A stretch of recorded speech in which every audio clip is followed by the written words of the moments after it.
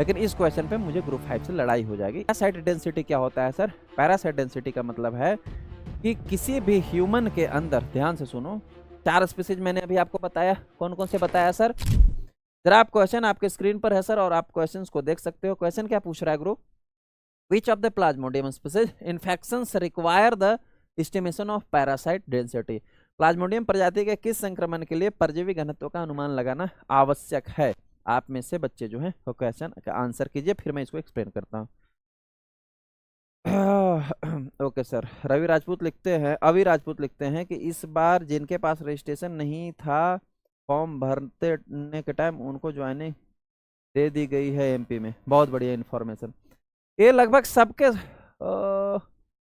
ये लगभग सभी काउंसिल में ना ये एप्लीकेबल है मेरे ख्याल से, जितना मुझे भी अनुभव है कि यदि जब आप फॉर्म भर रहे हैं तो उस समय आपकी एलिजिबिलिटी क्वालिफिकेशन, जो मिनिमम एलिजिबिलिटी क्वालिफिकेशन होता है वो होना चाहिए। इसका मतलब क्या है, जैसे बीएमएलटी मांगा है तो बीएमएलटी फाइनल होना चाहिए, एक्सपीरियंस मांगा है तो एक्सपीरियंस फाइनल होना चाहिए। रजिस्ट्रेशन अगर उस समय नहीं भी रहता है, मैंने ऐसा देखा है कई सारे ज्वाइनिंग में कि अगर उस समय रजिस्ट्रेशन जिस समय फॉर्म भरा जा रहा था अगर नहीं है तो आप फॉर्म भर दो, एग्जाम दे दो, एग्जाम हो रहा है फिर रजिस्ट्रेशन करवा लो। ठीक है, रजिस्ट्रेशन आपको डीवी के पहले दे देना है, डॉक्यूमेंट वेरिफिकेशन के दिन जो है आपके पास रहना चाहिए, है ना सर? चलिए, बहुत अच्छा इन्फॉर्मेशन आपने भी दिया, ये बहुत अच्छी बात है। ओके सर, आगे चला जाए। हाँ बच्चे, हाँ कमेंट कर रहे हैं ए आंसर, कुछ बच्चे कह रहे हैं डी। ठीक है, ओके।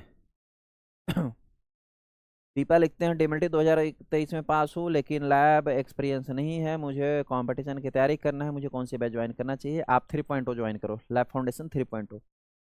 बच्चे कुछ कमेंट कर रहे हैं ए, कुछ कमेंट कर रहे हैं डी, और कुछ कमेंट कर रहे हैं बी। जरा हम इस चीज को समझते हैं।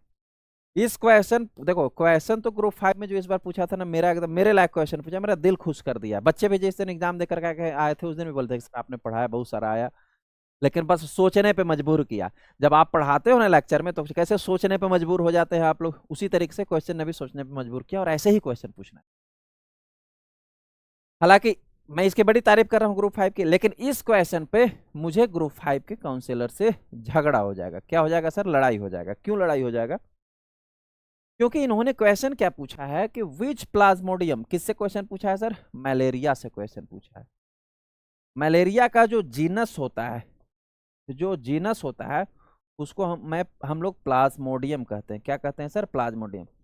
यानी काउजेटिव एजेंट जो है मलेरिया का वो प्लाज्मोडियम ही है, और उस प्लाज्मोडियम के इन्फेक्शन से जो हमें इन्फेक्शन रोग हो जाता है उसको हम मलेरिया कहते हैं। मलेरिया जो है पैरासाइट का नाम नहीं है। मलेरिया किसका नाम है सर? मलेरिया जो है वो नाम है इन्फेक्शन का। किसका नाम है सर? इन्फेक्शन का, which is cause by the plasmodium. थोड़ा सा प्लाज्मोडियम की बात कर लेता हूँ फिर इस पे आऊंगा। प्लाज्मोडियम जो हमें इन्फेक्शन क्रिएट करता है सर, अगर हम प्लाज्मोडियम की बात करें, जो प्लाज्मोडियम हमें इन्फेक्शन क्रिएट करता है वो 4 प्रकार के होता है। एक को हम बोलते हैं PV, PF, PM and PO. PF का मतलब है प्लाज्मोडियम वाइवैक्स। पीएफ का मतलब है प्लाज्मोडियम, पी से प्लाज्मोडियम, एफ से फैल्सीपेरम, फैल्सीपेरम। और पीएम का मतलब है प्लाज्मोडियम मलेरियाई, और ओ का मतलब है प्लाज्मोडियम ओविल।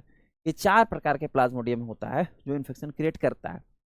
मोस्टली अगर इंडिया की हम बात करें तो इंडिया में मोस्ट ऑफ जो है प्लाज्मोडियम वाइवैक्स और प्लाज्मोडियम फैल्सीफेरम, ये दो ही जो है वो सबसे ज्यादा इन्फेक्शन क्रिएट करते हैं। इनमें से रेस्ट ऑफ जो है हमारे यहाँ ग्लोबली जो है इनकी अपरेंसी नहीं है, हमारे यहाँ प्रेजेंट नहीं होता है। 2 ये सबसे ज्यादा प्रेजेंट होते हैं हमारे यहाँ। ठीक है सर, इतनी सी बात समझ में आई। अब ये प्लाज्मोडियम आया कहां से सर? ये क्वेश्चन पूछा है आपको पैरासाइटोलॉजी से। किससे क्वेश्चन पूछा है? मैंने बताया है कि पैरासाइट जो होते हैं वो 2 टाइप के होते हैं। एक होता है प्रोटोजोआ, एक होता है प्रोटोजोआ, और एक होता है हेलमिंथ। क्या होता है सर? हेलमिंथ। प्रोटोजोआ की जो स्टडी करोगे प्रोटोजोलॉजी उसी को कहते हैं। प्रोटोजोलॉजी और हेलमिंथोलॉजी ऐसे इनको बोला जाता है। पैरासाइटोलॉजी की अगर मैं कहूँ तो प्रोटोजोआ की स्टडी प्रोटोजोआ कहलाएगी, हेलमिंथ की स्टडी हेलमिंथ कहलाएगी। प्रोटोजोआ को 4 कैटेगरी में अगेन बांटा गया है सर। एक को हम बोलते हैं अमीबा, एक को हम बोलते हैं स्पोरोजोआ, एक को हम बोलते हैं फ्लैजेलेट्स, और एक को हम बोलते हैं सिलिएट्स। सिमिलरली हेलमिंथ भी 3 टाइप्स के होते हैं सर। एक को हम बोलते हैं केस्टोड्स, एक को बोलते हैं नीमेटोड्स, और एक को हम बोलते हैं ट्रेमाटोड्स। ये सभी आपको कंपटीशन वाले बैच 2.0 3.0 दोनों में पढ़ाया जाएगा। 2.0 तो कंप्लीट हो गया, उसमें पढ़ाया जा चुका है, 3.0 में भी पढ़ाया जाएगा पैरासाइटोलॉजी सब्जेक्ट में। अब जो एक पैरासाइट में जो एक प्रोटोजोआ पार्ट है, प्रोटोजोआ में जो एक पार्ट है स्पोरोजोआ, ये स्पोरोजोआ में ना 3 पैरासाइट हमें पढ़ने होते हैं। एक होता है मलेरिया, एक होता है बाबेशिया, और एक होता है टॉक्सोप्लाज्मा। टॉक्सोप्लाज्मा टॉक्सोप्लाज्मा गोंडे इसको बोलते हैं। स्पोरोजोआ कैटेगरी में ही है मलेरिया, जिसका पॉजिटिव एजेंट है प्लाज्मोडियम। अब कभी क्वेश्चन पूछ ऐसा भी दे सकता है आपसे, ये है प्लाज्मोडियम, यू है कि सर प्लाज्मोडियम किस कैटेगरी को बिलोंग करता है, तो प्लाज्मोडियम प्रोटोजोआ को बिलोंग करता है। प्रोटोजोआ में भी किस कैटेगरी को, तो स्पोरोजोआ का बिलोंग्स करता है। ये डिटेल भी आपको पता चल गया, एक्सप्लेनेशन भी आपको पता चल गया, ठीक है सर। अब प्रोटोजोआ जो है उसमें एक स्पोरोजोआ कैटेगरी होता है, स्पोरोजोआ में ही एक क्लासिफिकेशन है प्लाज्मोडियम का। ये प्लाज्मोडियम जो होते हैं वो 4 टाइप्स के होते हैं sir, plasmodium vivax, falciparum, malaria and ovale. ये प्लाज्मोडियम जो है इंट्रा एरिथ्रोसाइटिक पैरासाइट होता है। कैसा होता है सर?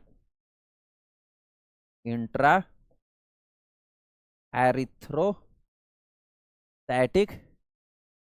पैरासाइट होता है। मतलब जब भी आपकी बॉडी में इंटर करेगा तो इंटर करने के बाद आपके जो है रेड ब्लड सेल को, एरिथ्रोसाइट्स को जो है इंटर करेगा, पेनिट्रेट करेगा, घुस जाएगा और उसी के अंदर न्यूट्रिशन लेके उसी के अंदर जो है एग्जिस्ट करेगा और उसी के अंदर जो है अपना मल्टीप्लिकेशन भी कंप्लीट करेगा।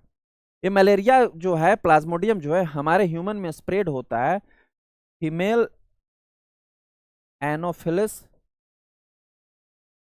मॉस्किटो के काटने से, फीमेल एनोफिलिस मॉस्किटो के बाइट करने से स्प्रेड आउट होता है। हर एक पैरासाइट को स्प्रेडिंग करने के लिए 2 प्रकार के एस्टिलेट होस्ट की जरूरत पड़ती है। एक होता है डेफिनेटिव होस्ट, और एक होता है इंटरमीडिएट होस्ट। डेफिनेटिव होस्ट जो है उस लिविंग को हम कहते हैं जहां पर पैरासाइट अपना सेक्सुअल लाइफ साइकिल कंप्लीट करता है, और इंटरमीडिएट होस्ट उस लिविंग को कहते हैं जहां पैरासाइट अपना असेक्सुअल लाइफ साइकिल कंप्लीट करता है। तो मलेरिया के लिए भी कभी आपको question definitive host intermediate host से पूछ देगा। मलेरिया जो है अपना सेक्सुअल लाइफ साइकिल जो है वो मॉस्किटो में कंप्लीट करता है। किसमें सर?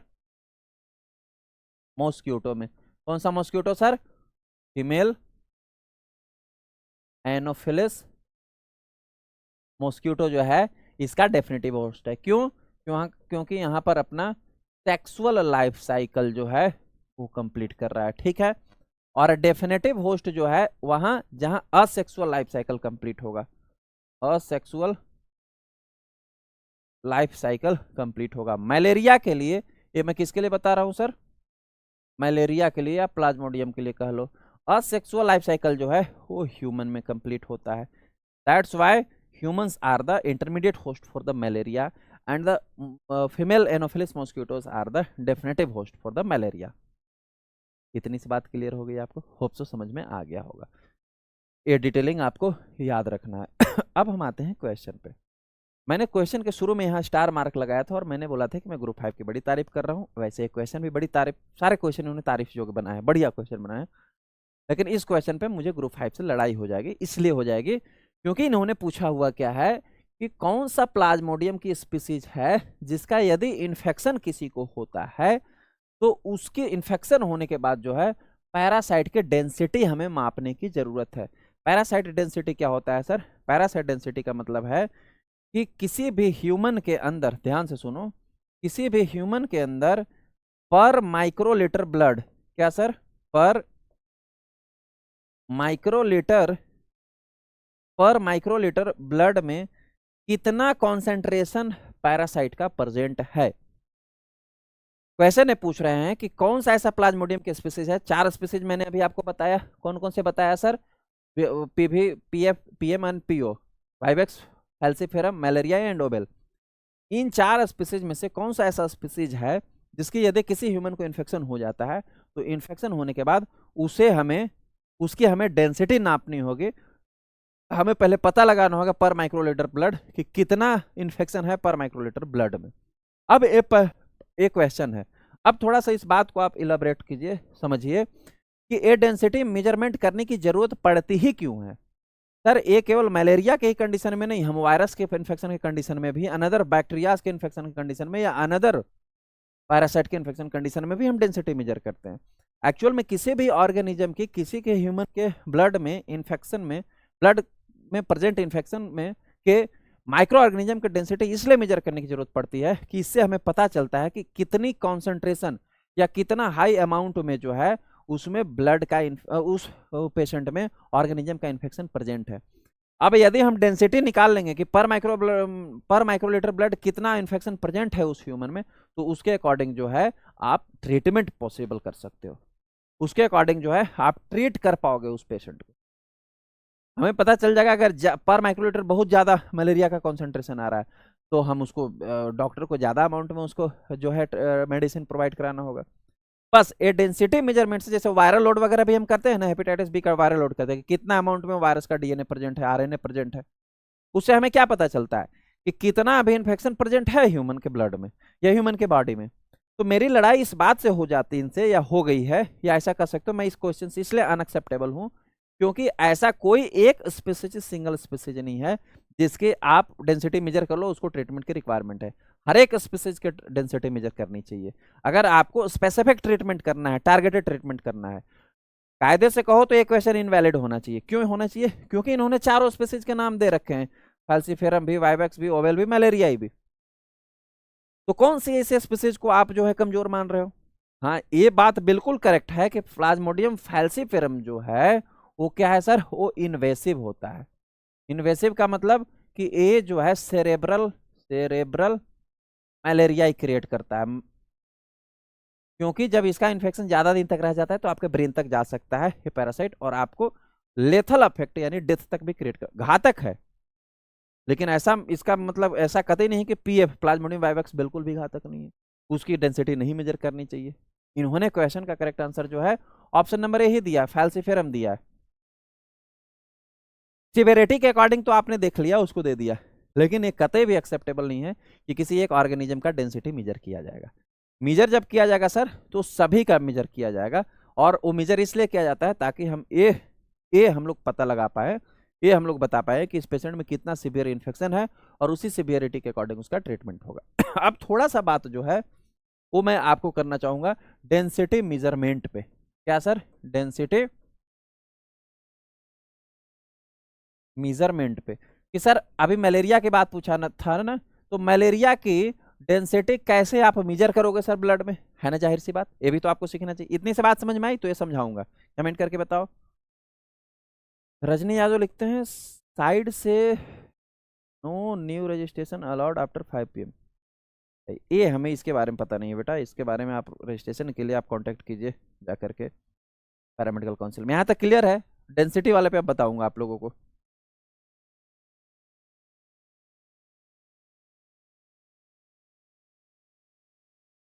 किरणवती लिखते हैं सर टेस्ट सीरीज मिल जाएगा क्या ऐप पर? किसी किसी एम्स या किसी क्री या किसी एसजीपीजीआई को रिलेटेड रिगार्ड हम टेस्ट नहीं लॉन्च करते। टेस्ट हम बच्चों को पढ़ाने के लिए करते हैं जो सभी एग्जाम के लिए अवेलेबल है।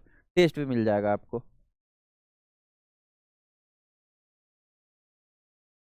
हम वो वाले काम नहीं करते कि हमारे पास क्वेश्चन पहले से पढ़े थे, अब एम्स क्री का एक वैकेंसी आया तो एम्स क्री को लेकर नया टेस्ट निकाल दिया और उसमें चेप दिए सारे क्वेश्चन पिछले वाले और नाम चेंज कर दिया, वही हो गया पुरानी घोड़ी लाल लगाम, है ना। तो हमारे पास हालांकि एक नया टेस्ट सीरीज मैंने लॉन्चिंग में ही बताया था कि नया टेस्ट सीरीज भी अभी लॉन्च होने वाला है, उसमें शॉर्ट टेस्ट सीरीज होगा, वो सब भी 10 से 15 अगस्त तक नए कोर्स और नए टेस्ट भी लॉन्च होंगे, वो सारी आपको बता दूंगा। क्लियर है सर? तो वंदना लिखती है सर क्लास का टाइम चेंज हो गया क्या? नहीं, बिल्कुल नहीं, क्लास का टाइम नहीं चेंज हुआ, कल शाम को नहीं हुआ तो इसलिए मैंने इसको सुबह कर रहा हूँ आज, ठीक है। क्लास की टाइमिंग वही है जो रोज रहता है, जो पर डे रहता है। अब मलेरिया की डेंसिटी हम कैसे मेजर करेंगे सर?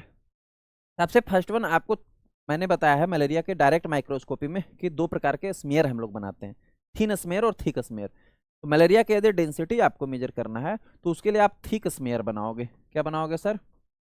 ठीक, सबसे पहले आपको क्या बनाना है सर, थिक स्मेयर बनाना है। ठीक, थिक स्मेयर बना करके इसमें पहला चीज आपको करना है प्लाज्मोडियम यानी कि मलेरिया की काउंटिंग परफॉर्म करना है। क्या करना है सर, काउंटिंग परफॉर्म करना है। उसके लिए रूल है, कितने काउंटिंग परफॉर्म करना है सर, एटलीस्ट जो है आपको WBC काउंट करना है। क्या करना है सर, WBC काउंट करना है लगभग 200।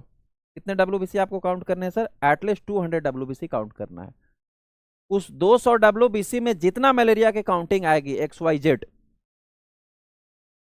जितना मलेरिया की काउंटिंग आएगी XYZ, सपोज दैट 200 WBC हमने काउंट किया थिक स्मेयर पे, और उस 200 WBC के काउंटिंग के ड्यूरिंग जो है हमें 20 पैरासाइट्स ऑब्जर्व हुए। जितना ऑब्जर्व हुए उसको भी आप लिख लो। ठीक, और एक थर्ड वन टेस्ट आपको और परफॉर्म करना है, TLC परफॉर्म करना। क्या करना है, टोटल ल्यूकोसाइट काउंट परफॉर्म करना है। जैसे हिमैट में करते हैं, PBS बना कर TLC कर लो।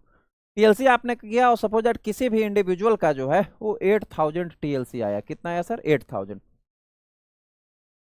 सेल्स पर क्यूबिक मिलीमीटर। तीन चीजें आपको करनी है, आपने DDS सैंपल लिया है उसका TLC पहले परफॉर्म करो, और फिर एक थिक स्मेयर बनाओ मलेरिया के लिए। थिक स्मेयर से ये दोनों आपको निकल जाएगा। 200 WBC काउंट करो, उन 200 WBC में भी आप देखते चलो कि आपको कितने मलेरिया दिखते चल रहे हैं, उनको भी लिखते चलो। ठीक, अब आपको malaria density per microlitre blood is equal to, इधर नहीं लिख रहा हूं, इधर जो है ना स्पेस नहीं, यहाँ लिख रहा हूं। अब यदि आपको निकालना है malaria density per microlitre blood is equal to, formula क्या होता है सर, फॉर्मूला ये होता है कि जितना काउंटिंग आया है मलेरिया का थिक स्मेयर पे, क्या sir, malaria count divided by number of WBC counted multiply by TLC। Sir malaria count आपकी कितनी आई थी सर, 20 आई थी, तो आप 20 लिख दो। कितने WBC में आपने 20 लाया है सर, 200 WBC हमने मिनिमम काउंट किया था, तो 200 लिख दिया। और इस पेशेंट का TLC कितना आया था सर, 8000 आया था, तो मैंने यहाँ 8000 लिख दिया।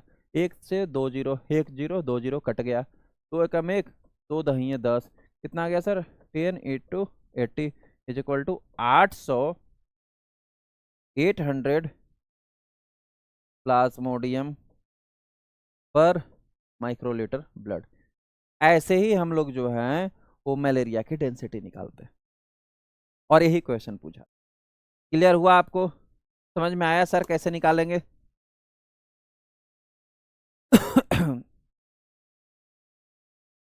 क्लियर है बच्चों, आगे बढ़े। ये क्वेश्चन समझ में आया, होप सो समझ में आया होगा।